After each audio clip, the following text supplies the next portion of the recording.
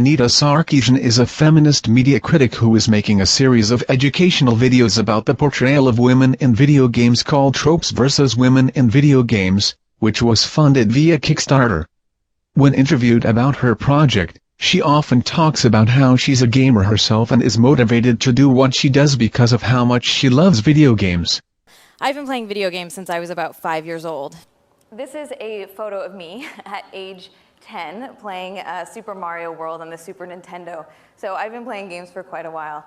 And in addition to being a lot of fun to play, games have lots of positive benefits as well. So again, I've been playing games for a while.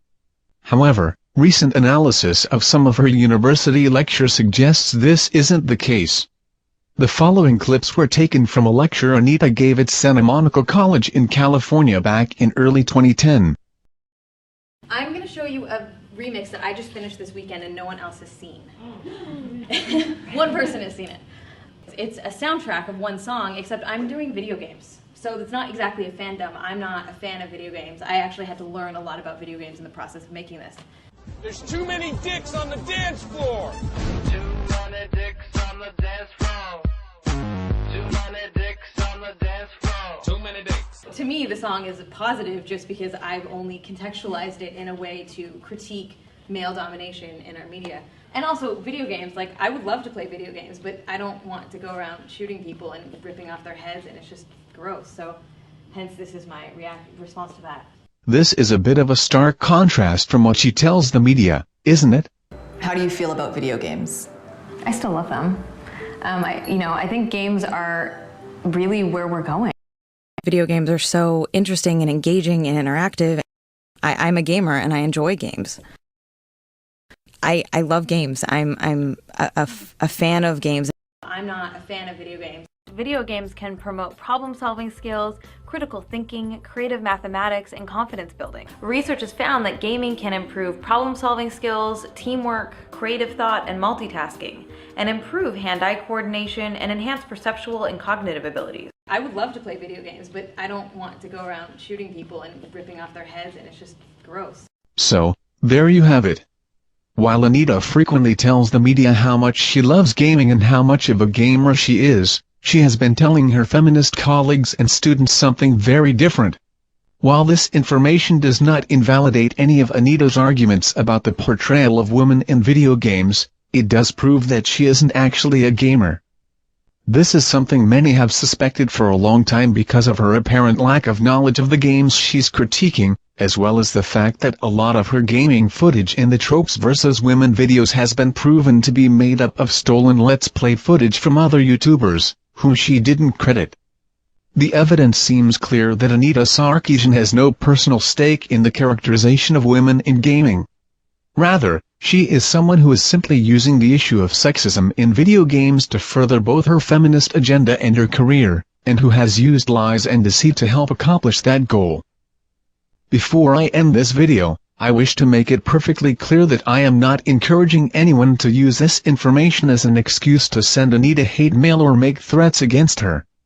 As duplicitous a person as she may be, she does not deserve to experience any of the vile things that she experienced during the backlash against her Kickstarter project. Such actions do not help anyone. This is not meant to be a propaganda video, nor a video inciting hatred.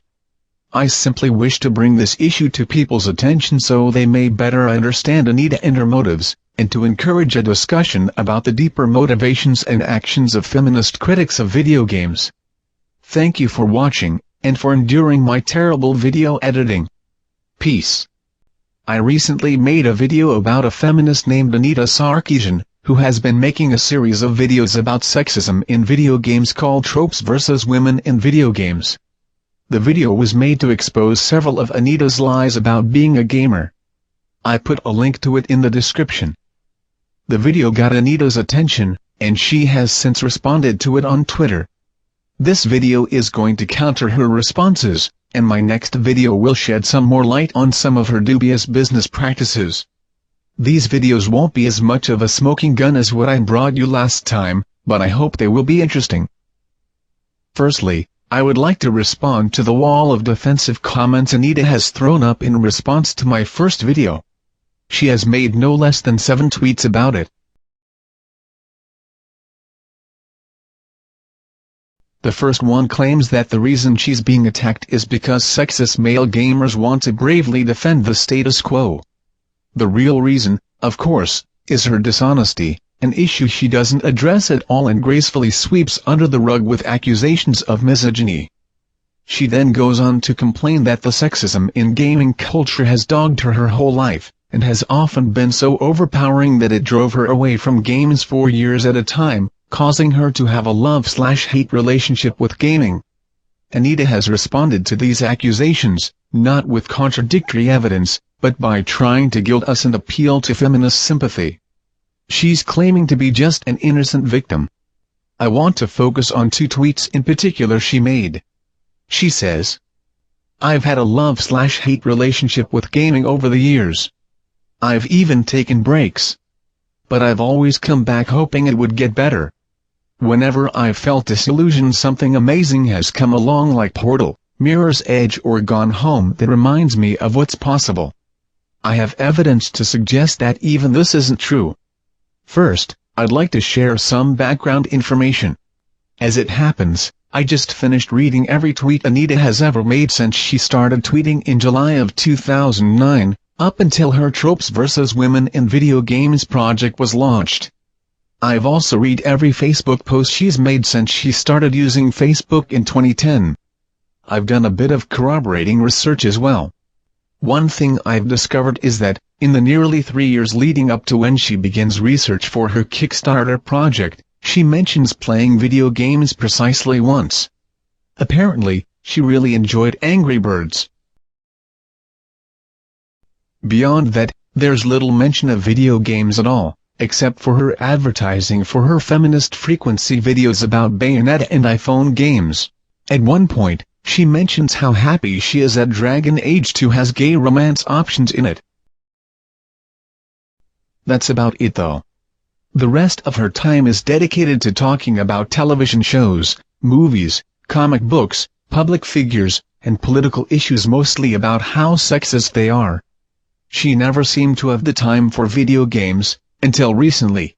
Returning to her tweet, Anita mentions Portal, Mirror's Edge, and Gone Home as games that helped get her back into gaming. Let's start with the game Portal.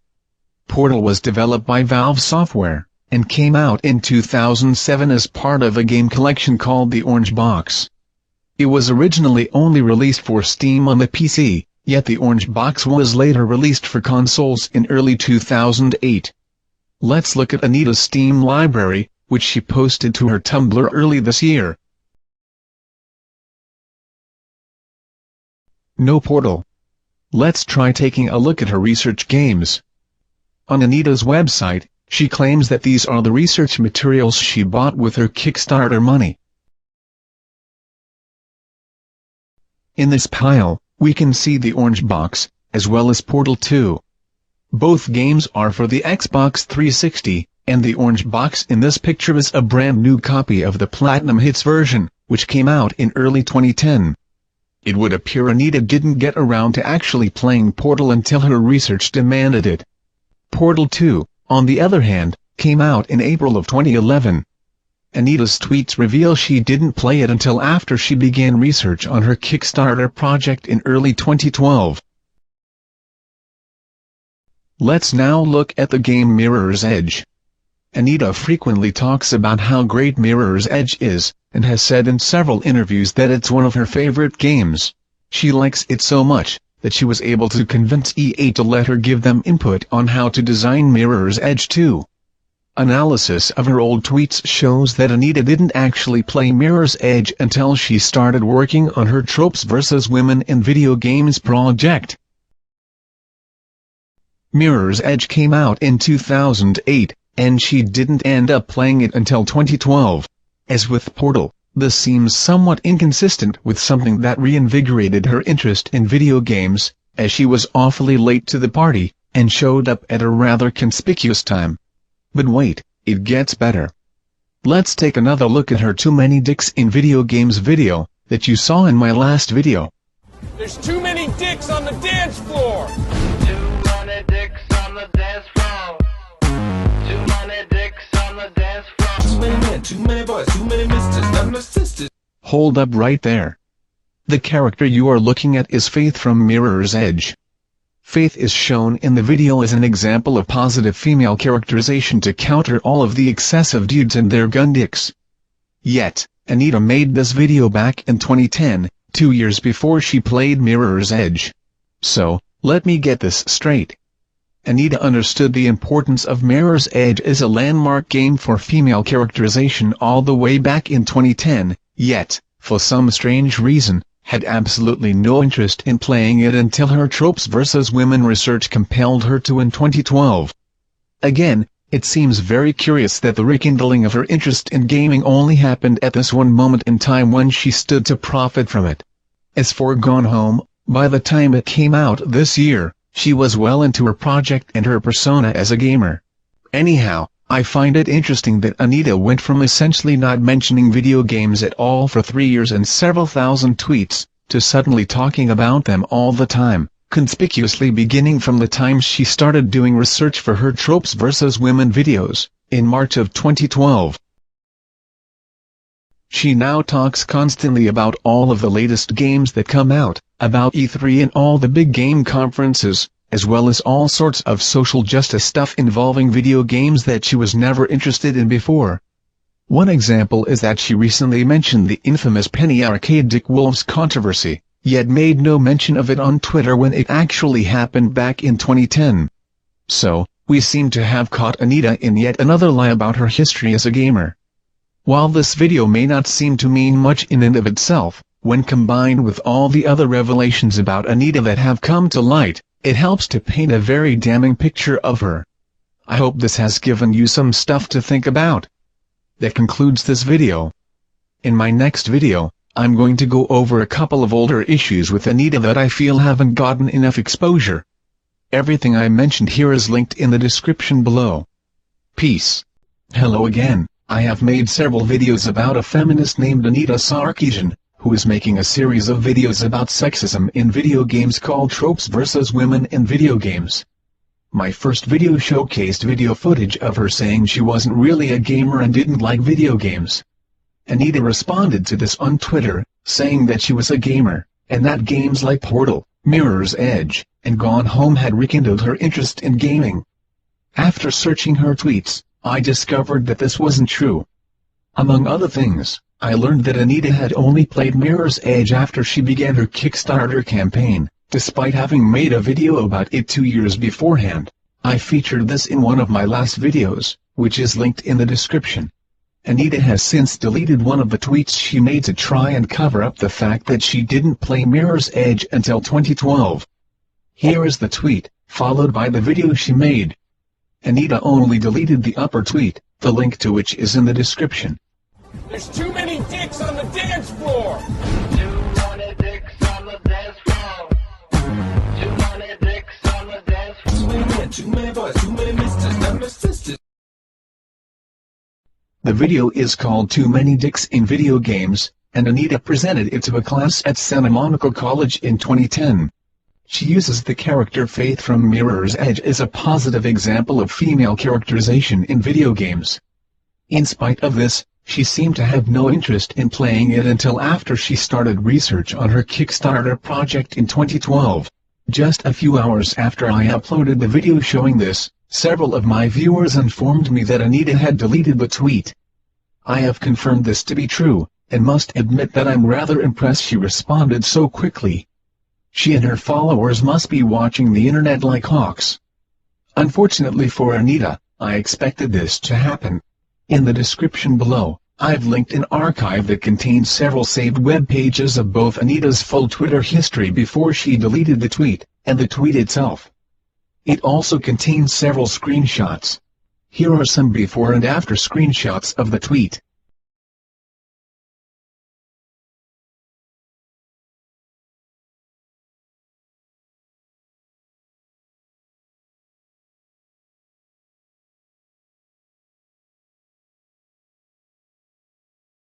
There isn't really much more to say here. Anita's a fraud, she knows it, and she's trying to cover up her lies and incompetence. Thank you for your time. In future, if any of you dig up information about Anita, save and document it. She has repeatedly shown that she's extremely quick about responding to controversy and taking down things that people might find suspicious. Peace. Hello again. This is a follow-up to my last video about Anita Sarkeesian, a feminist who is making a series of videos about sexism in video games called Tropes vs. Women in Video Games. This video is going to explore some interesting facts about her business practices that I feel haven't gotten enough attention. In my last video, we examined some of the research materials she used for her project. Let's take a look at them again. There are a few titles here that stand out. One such title is the game Blur. This game doesn't even have any women or female characterization in it. Blur is a racing game where you're in cars the whole time and never see the drivers. While I'm not certain of this, a few of the games in the pile look like sports games and dance games. Feel free to let me know in the comments if you can confirm this. Another thing is that a lot of these games are popular games that don't have enough female characterization in them to be noteworthy for a project exploring sexism in video games, and it's hard to imagine that someone looking for such games would choose them. Some examples of such games from the pile. These games all look like they were chosen at random from somebody's gaming collection, as opposed to having been actually purchased for research purposes. Another interesting fact is that she and her co-writer Jonathan McIntosh spent months researching the representation of women in video games, and playing many of said video games, before actually starting their Kickstarter project. This begs the question of how much time, money and research materials they actually needed by the time they started the project officially. Here's another thing I'd like to point out. Until Anita's Kickstarter project began, her video production was funded exclusively by donations. She had two donation options, one-time donations and monthly subscribers. Monthly subscribers have a choice of paying $5 per month, $10 per month, $15 per month, and $25 per month. One-time donators can pay any amount they wish. If you examine the donation page for feministfrequency.com, she has a list of donators on it, though the amount they've donated is not mentioned.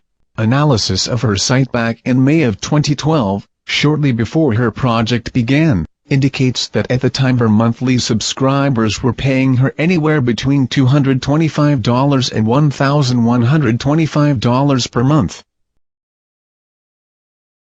She also had a lot of one-time donators. We have no way of knowing how much her one-time donators paid her, but there seems to be an awful lot of them, and she makes a point of saying anonymous donators aren't listed.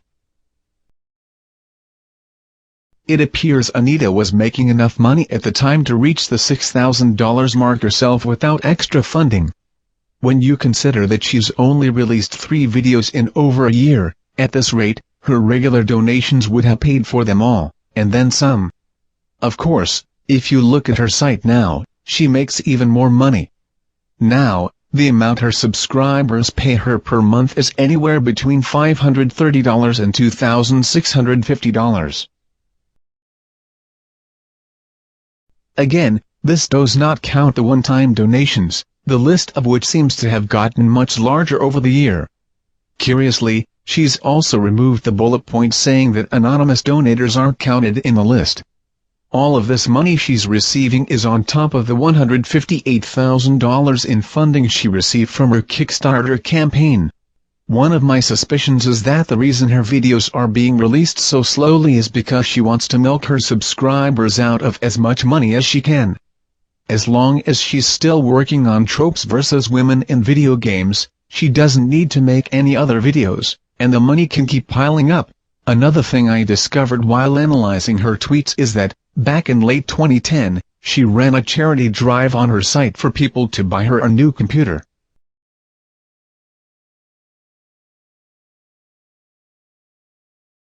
Apparently, her MacBook was too slow and wasn't working properly, and she wanted a new one. She claimed to need $1,650, and while one of her tweets claims she got at least $650, it isn't clear if her request was fully funded. In any case, here's a picture of the new computer. And finally, Here's one more interesting discovery. When I analyzed her donor list from the archive of her site dated May 8, 2012, I noticed that she also had a letter before the donor list explaining why she needed the money. The letter ended with this. And let's be clear now, objectification isn't just showing women's bodies, it's using women's bodies to sell something. Remember, advertisers have one goal and one goal only, and that's to sell you a product. Everything else, all the jokes and humor and imagery and everything else, is to get you to buy it. The easiest way to do this is to use sexist representations that replicates the status quo and doesn't challenge anything. All of these ads are just using women's bodies to appeal to geeks and gamers. People that look like this.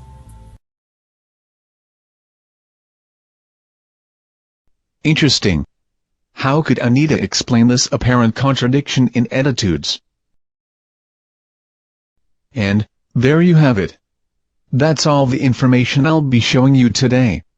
I'm sure that if this video becomes popular, Anita and her feminist cohorts will accuse us of misogyny, just as they did the last time.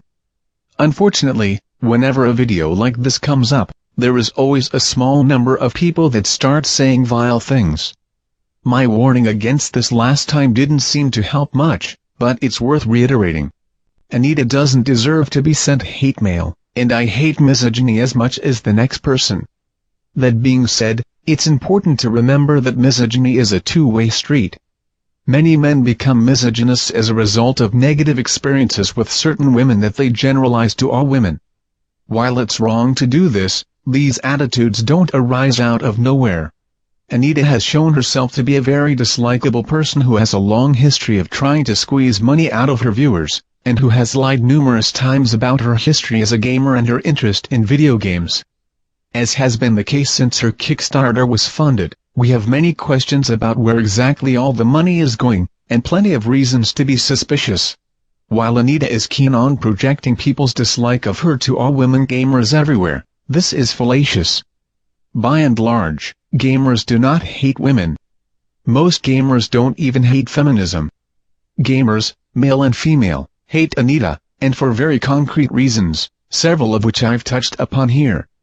Refusing to acknowledge this reality is deceitful and an act of moral cowardice on the part of Anita and her followers. The reason I and many other people are bringing all these issues up is because someone like Anita doesn't deserve to be the public face of feminism and female gamers in the video game industry. Anita doesn't deserve to have any role in designing Mirror's Edge 2 or any other game. Anita Sarkeesian is someone who has a peripheral interest in video games at best, and whose professional conduct has been tarnished by greed, dishonesty, and hypocrisy.